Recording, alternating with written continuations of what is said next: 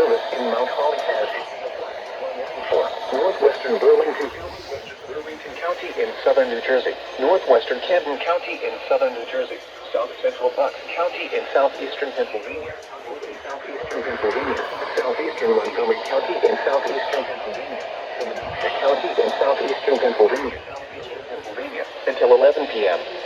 At 7 p.m., Doppler radar indicated thunderstorms producing heavy rain across the warned area.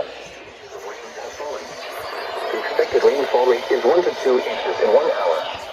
Additional rainfall amounts of 1 to 2 inches are possible in the warned area. Flash flooding is ongoing or expected to begin shortly. Hazard: flash flooding caused by thunderstorms. Source: radar indicator. Flash flooding of small creeks and streams, urban areas, highways, streets, and other as well as forward-drifted and low-lying areas. Some locations that will experience flash flooding include Philadelphia, Camden, Gloucester City, Bensalem, Yeadon, Riverside, Conshohocken, Palmyra, Jenkintown, West Philadelphia.